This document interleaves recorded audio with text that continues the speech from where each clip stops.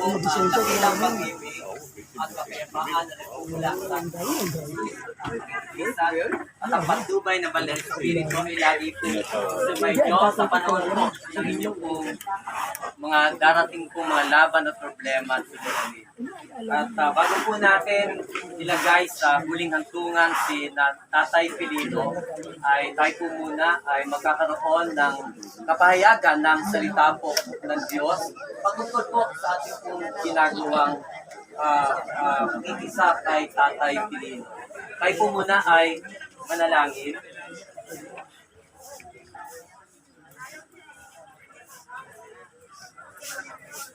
Si Pastor John po kakandak ng interment sa naman para kay Tatay Pilino. Isang lingkod Dakilang mapagpala po namin Diyos, nagpupuri po kami at nagagalak dahil Ikaw ang Panginoon na kilala po namin, tagapagligtas, tumutugon sa lahat ng aming pong mga pangangailangan. Nag-iingat kung kami ay nasa panahon ng panganib, nagpapala sa lahat-lahat ng bagay o mabubuting bagay sa bawat kahilingan po namin. Salamat po sa oras at minuto ng aming pong mga buhay. Hindi niyo po kami iniiwan, ni pinababayaan man. Salamat nga po sa tagpong ito'y Ikaw ang nagiging kaagapay po namin. Kalakasan ng aming pong kaluluwa, maging ng aming pong buhay. Ikaw ang nagpapagaling sa aming pong mga karamdaman. Ikaw ang nag-iingat sa amin kung kami po ay nasasadlak sa panganib. Aming Diyos, minsan pa po kami nagpakumbang lumalapit sa inyo. At patuloy po namin hinihiling na igawad po ninyo ang inyong pong pag-ibig, maging ang inyong pong kapayapaan, maging ang pagbilos ng banal na Espiritu sa sandaling ito. Samantalang kami po may kanyang po kinakaharap, naway palakasin niyo po kami sa bawat dinadala po namin. Aming napakayamang Diyos, salamat po na sa aming pong pagtitipon nito'y patuloy po namin pagnilay-nilayin ang inyong pong mga salita upang sa darating pong panahon, katulad po ni Tatay Pilino'y magkaroon po kami ng kalakasan ng mundong ibawag na ito at sa aming pong pagkamatay, Ikaw ang nalulugod, Panginoon, na makasama ka po namin, katulad po ni Tatay Pilino. Naway minsan po po'y sumaamin ang inyong pong kapayapaan. Salamat po amin sa mga dinadakilat, pinupuri ka po namin sa matamis at makapangyarihan pangalan po ni Jesus. Amen. Makasabi po sa bawat isa, ang pag-ibig ng Diyos ay patuloy pong sumainyo. Ang pag-ibig ng Diyos ay patuloy pong sumainyo. Kung tayo po ay nagsisampalataya, si Jesus ay namatay at nabuhay na maguli, ay gayon din po ang nangatutulog kay Jesus ay dadalhin niya sa Diyos kasama po niya. So ibig pong sabihin, ang isang pong mananampalataya, nalingkod po ng Panginoon, katulad po ni Tatay Pilino, hindi po siya talagang namatay. No, siya po ay isang turista lamang po sa mundong ibabaw nito, maging sa bawat sa po sa atin. Tayo po ay nakikitara lamang po sa magulong sanlibutan. Ang tunay na tahanan po ng mga anak ng Diyos, walang iba kundi ang kanyang kaharian. Samantalang si Tatay Pilin, dito naman talaga siya namatay. No? Bilang isang mga nananalig at sumasampalataya sa Panginoon, siya po ay natutulog lamang. At sandaling makarap po niya ang Diyos, muli po siya ibabangon at gigisingin ng Panginoon katulad po ng ating pong binanggit ng salita. Sapagkat ito'y sinabi namin sa inyo sa salita ng Panginoon na tayo na mabubuhay na nangatitira hanggang sa pagparito ng Panginoon ay hindi tayo mauna sa anumang paraan sa mga natutulog. Sapagkat ang Panginoon din ang bababang mula sa langit na may isang sigaw, may tinig ng arkanghel at may pakakak ng Diyos ay nangamatay kay Kristo ay unang mga bubuhay na maguli. Kung magkagayon, tayo nangabubuhay ng mga titira ay gagawin kasama nila sa mga alapaap upang salubungin ng Panginoon sa hangin at sa ganito'y sa Panginoon tayo magpakailanman. Ang sabi po ng unang Thessalonica na sinulat po ni Apostol Pablo, kaya't mag-aliwan kayo sa isa't isa ng mga salita ito. Ibig sabihin, ang salita po ng Diyos ang magiging kaakibat at kaagapay po natin sa buhay nito.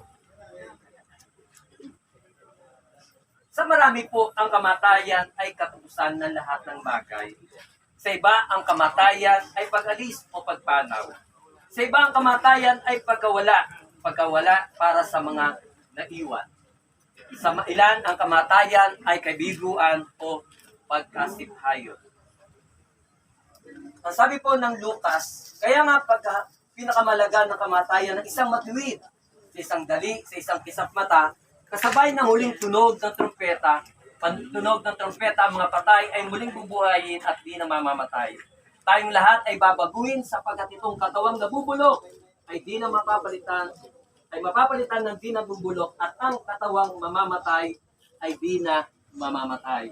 Napakadakila po ng salita ng Diyos sa kanya pong mga pangako. Tayo po'y manalangin, minsan pa po. Aming Diyos, minsan po, pagkalumpong po ninyo ang bawat isa ng kapayapaang di malirit.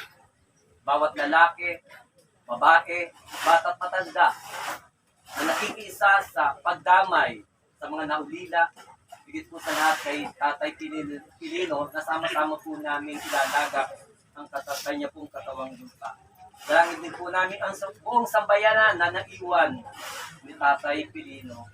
Ang pamilya Mendoza, yun rin doon, o Diyos, sa kanya pong mga kapatid, kamag-anak, pinsan, mga apo, dalangin po namin ang tibay na loob, ang kapayapaan niyo rin po ang sumakan nila upang sa paglaban, Lord, sa mga problema ay meron po silang kalakasan. Yamang inibig ng Diyos na makapangyarihan sa lahat, nalisin sa sanlibutan ito ang kaluluwa ng ating kapatid o kaibigan, kamag-anak, kapamilya, kapuso, ni Tatay Pilito, ating ilalagak ang kanyang katawan sa lupa. Lupa sa lupa, alabok sa alabok, abo sa abo, na naghihintay ng muling pagkabuhay ng mga patay at ng buhay na darating sa sanlibutan. Sa pamamagitan ng ating Panginoon si Kristo na siyang kanyang pagparito, na puspos na maluwalhating kapangyarihan, ang lupa at ang dagat ay magbibigay ng kanyang mga patay at ang mga katawan ng kamatayan, ang mga naimulay sa kanya ay mga babangon. At magwawangi sa kanyang maluwalhating katawan, alinsunod sa gawang makapangyarihan sa paningin ng ating Panginoon. Ang kamatayan po hindi katapusan, kundi pasimula ng bagong buhay ni Tatay Pilino sa piling ng Diyos at ng mga banal. Hindi pag-alis, kundi pag-uwi sa tunay na tahanan sa langit. Tatay Pilino, meron ka ng tunay na tahanan. Mas maganda pa rito sa lupa. Hindi isang pagkalubi, kundi pakinabang ng buhay na walang hanggan. Isang buhay na walang hanggan at walang katapusan sa piling po ng Panginoon. Hindi pagkabigo, kundi pagtatagumpay laban sa sanlibutan. Mga minamahal, pakinggan ninyo ang hiwaging ito. Hindi tayong lahat ay mamamatay, ngunit tayong lahat ay babaguhin. Sa pamamagitan nito ay masupil niya sa kanyang sarili ang lahat ng bagay. Ang kapayapaan ng Diyos na di masayod sa inyong pag-iisip ay mag-iingat na inyong puso at ang inyong pag-iisip sa pagkakilala at pag-ibig sa Diyos at sa kanyang anak na si Jesucristo, ating Panginoon. At ang pagpapala ng Diyos na makapangyarihan sa lahat, ang Ama at ang Anak at ang Espiritu ay sumagitna sa inyo at mamalaging palagi. Nawa po, ang biyaya po minsan at pag-ibig ng dakilang Diyos ay magtutuloy po sa inyo, maging sa bawat pamilya ng ating pong mga kapatid. Tatay Pilino. Purihin at dakilahin po natin ang ating okay po, pwede na pong muli po nating masdan ang naka-imlay po ng Tatay Pilino sa huling pagkakataon po. Sige po, pari na po natin tingnan. Po, bago po natin, gusto ko lang pong bigyan daan. Sige, pwede po Si mo nang Bishop Larry. magsalita bago natin Kasi ano po siya, yung maoperahan po siya sa nasuwag po siya ng back ng kalabaw. Talagang inaya ko po siya ipag-pray si ang tatay para kasi talagang tutusin po 350,000 po yung nagastos po noong time na yon, 17 years ago. Kumbaga talagang in-offer niya po na kahit birthday niya, na sabihin natin na dapat birthday niya, masaya siya, meron siyang lakad, pero ang ginawa niya po, pinili niya po na ipag-pray ang tatay na dugtungan ang kanyang buhay. At mula po noon, 17 years ago po yon na dinugtong po yon at malaki pong pasasalamat kay Bishop Larry. Bayaw po siya ni Pastor June. Pwede pong magsalita.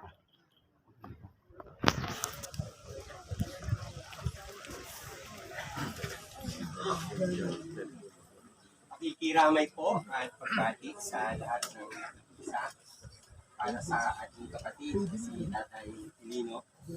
Naalala ko po, birthday ko po nung madisgrasya sa 17 years old. At birthday ko rin po nang siya yung pumanaw.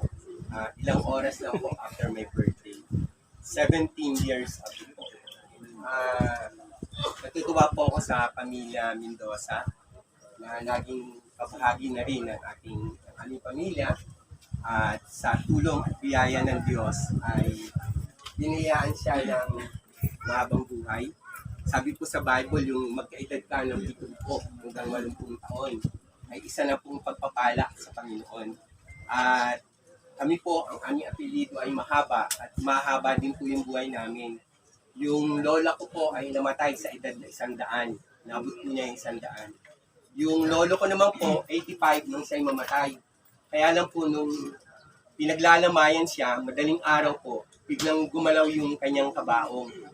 Nawa po, hindi naman gumalaw yung kabaong ni tatay. Pero bigla po bumakas yung kabaong, lumabas yung kamay ng lolo ko, at bumangon. At lahat po nung naglalamay ng mga panahon yun ay biglang nawala. At nadagdagan pa po siya ng 15 taon. So umabot din po ng 100 yung lolo ko. Bali, mahaba po ang buhay namin kasi mahaba po apelido namin. Ang tatay ko po ay namatay sa gulang na 91.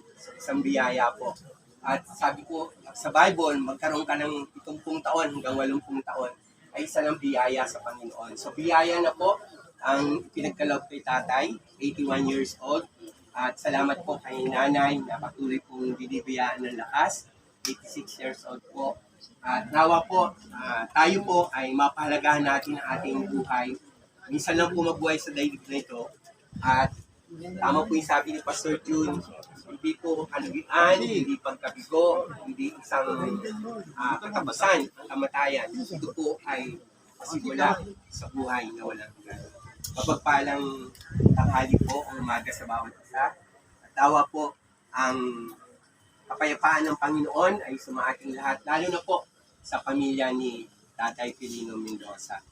To God be the glory. Sabi po ng Psalm 116, ang kamatayan ng kanyang banal ay napakahalaga sa paningin ng Panginoon. Purihin po ay Diyos. Pwede na po tayong gawad yung ating huling siyak. Yung huling siyak po para kay Tatay Pilino.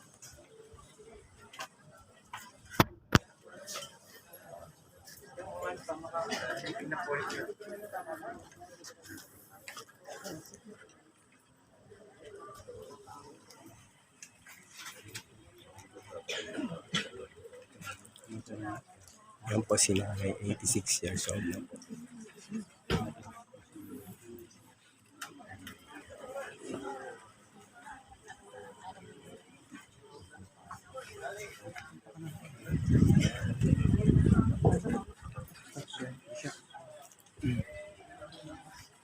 Kala niya ako siya doon.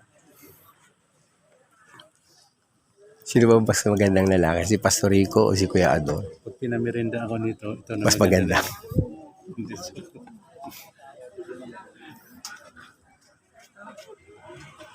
Ito po ang mga anak ng tatay.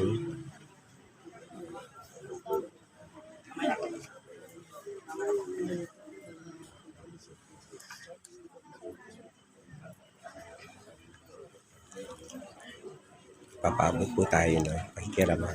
Pagdadala natin sa pamilya ng Mendoza.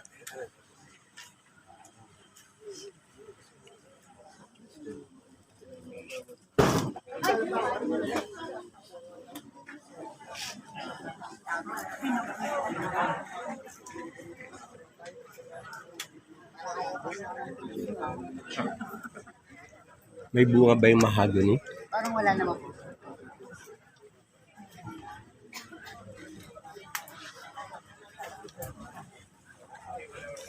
Tinitiklop na po ang sagisag ng ating watawat.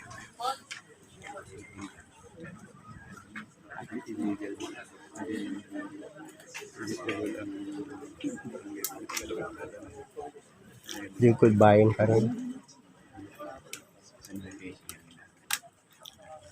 Sa mga Christian, dapat may Christian flag. Para Israel. Hindi nila. Hindi may balik.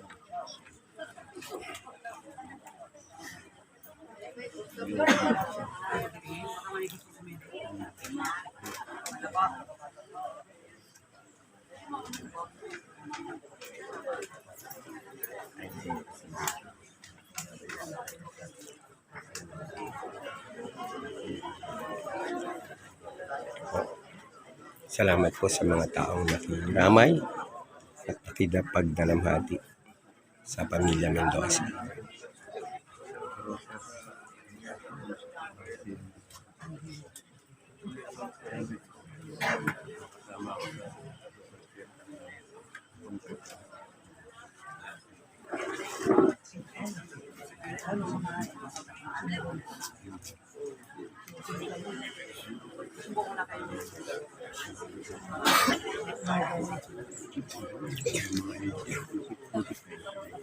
Kung umalis na, hindi ka kayanin.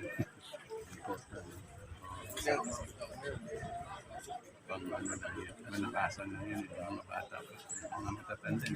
Uwi. O sana may gawas na lang yun.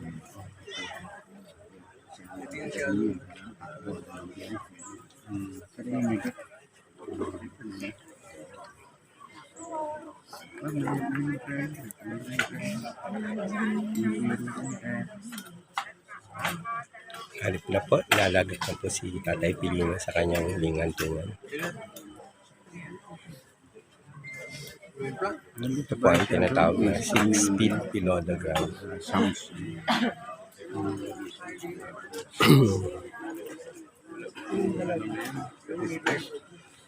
Ewan ko lang. Recover na kasi doon sa okay naman. Sino? Okay Kaya naman. doon? Dati, tagal na, di ba? Hindi siya ingat na lang siya sa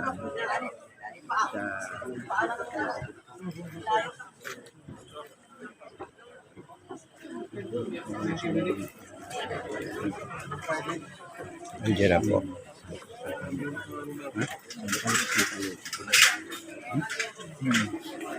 Effective yun. Alam mo yun? Alam mo yung mga dami sa pangit. Diba? Kumanda mo.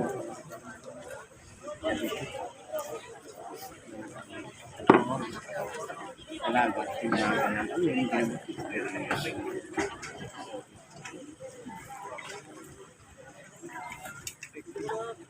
Okay nga. Ano inom mo? Ayun. Ayun na po.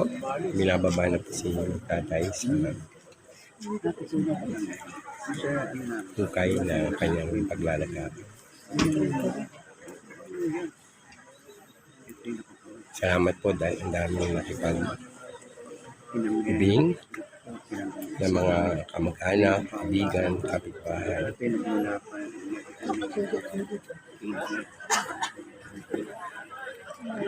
mga kasama sa barangay.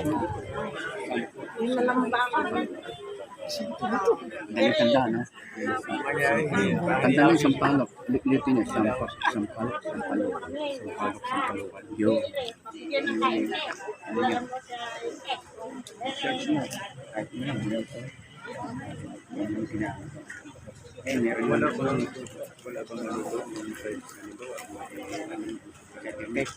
Pagkatapos ng maibaba, ano lang, yung kukulay lang sa ano. Kukulay lang sa bago. Bago pa na. Pwedeng ang ginawa ko niya, kumain.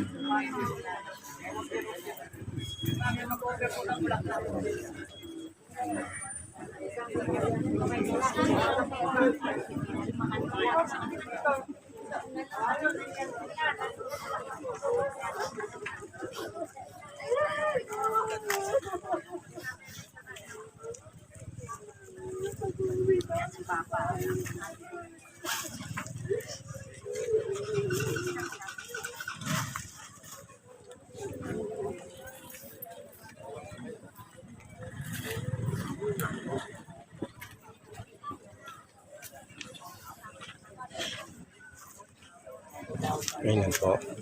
Tabo na po. Pagkaraan mahihali sa mga bulaklak.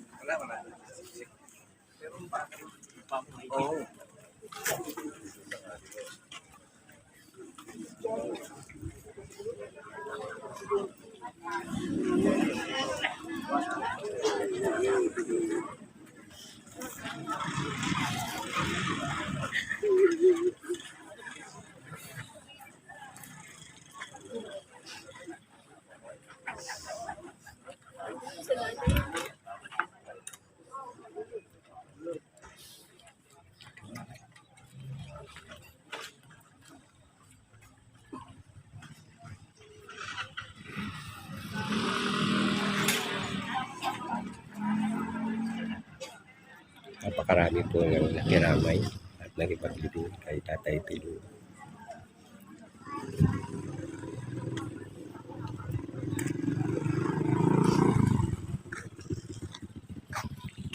Ito yung mga lupang gagamitin para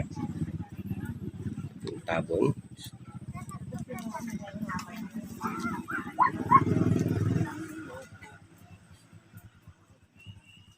Ito po ito sa Our Lady of Eternal Peace. May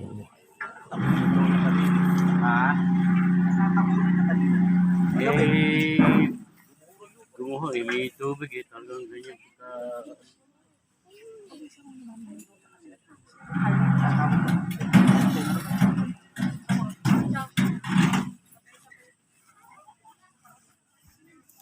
hintayin po natin ang pagpakawala ng lobo.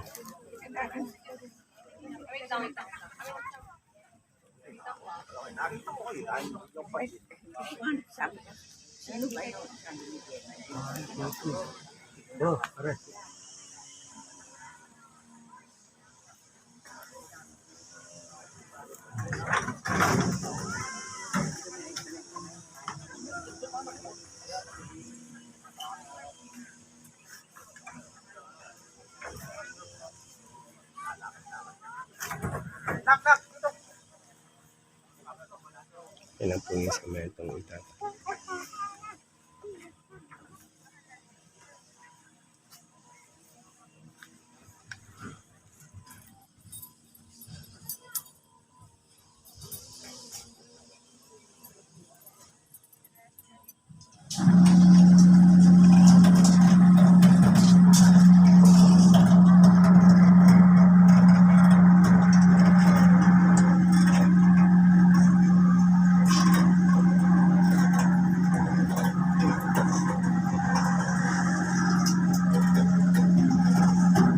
Salamat po sa mga taong nakiramay at nakipaglibing para kay Tatay Pilu at sa buong pamilya Mendoza.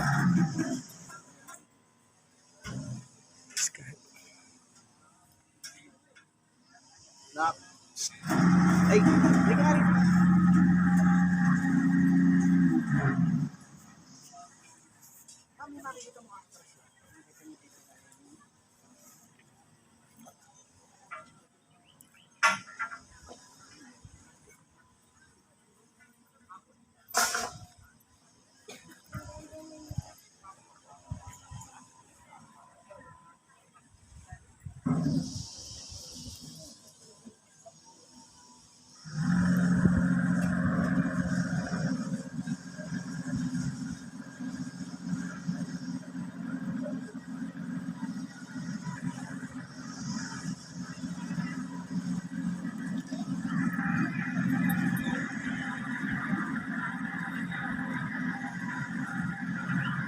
Ano po?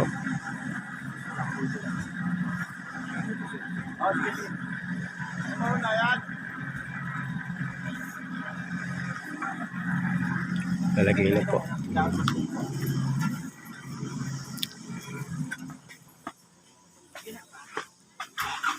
na po yung lupang ilalagay para takpan ang hukay ni tatay.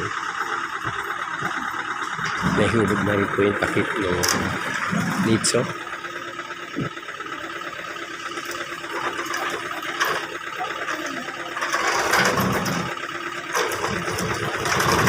Dahil po sa pagbulan kagabi, nagkaroon po ng tubig ang loob, kaya sinipsip pa po ito.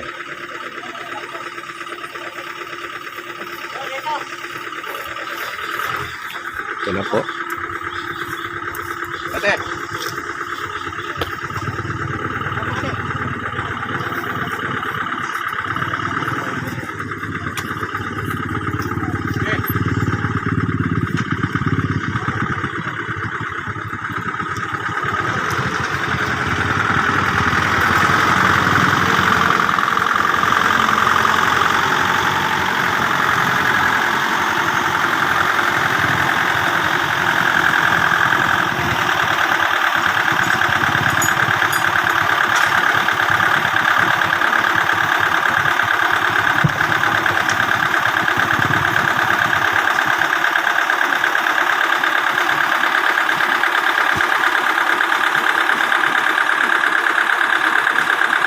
Sabi ko sa Biblia, the dead and the righteous man is very important in the sight of the Lord, in the sight of God.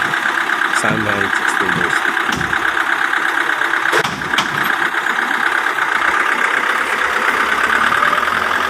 He said in John 11:25, I am the light and the resurrection. He who believes in me, even though he died, he will live again.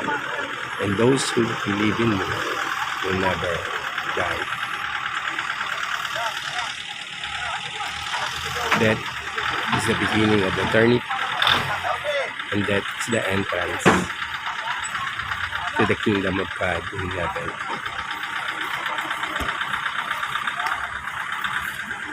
To the soul of Tatay Pilino Mendoza, we are blessed of God.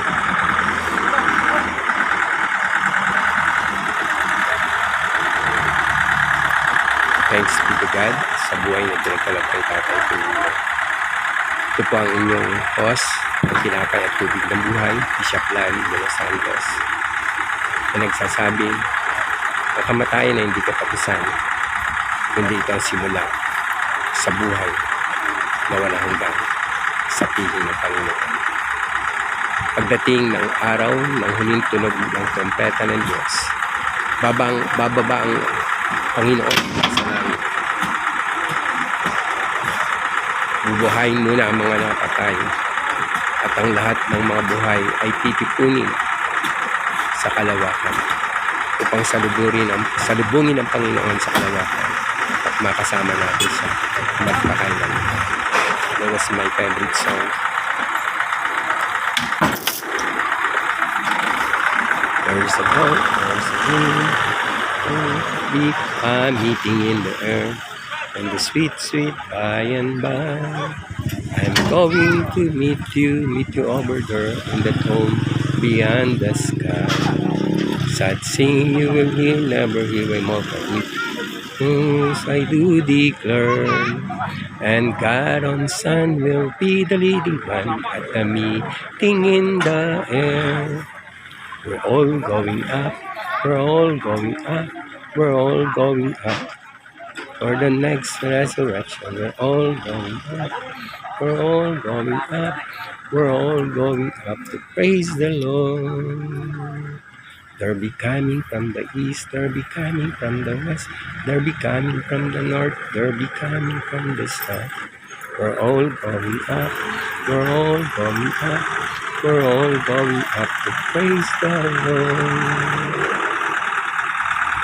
Sa ngalan po ng Mendoza family, we would like to thank all our friends, brethren, neighbors, loved ones sa pakikiisa at pakikidalamhati Agatid sa uling hampungan ni Tatay Pilino.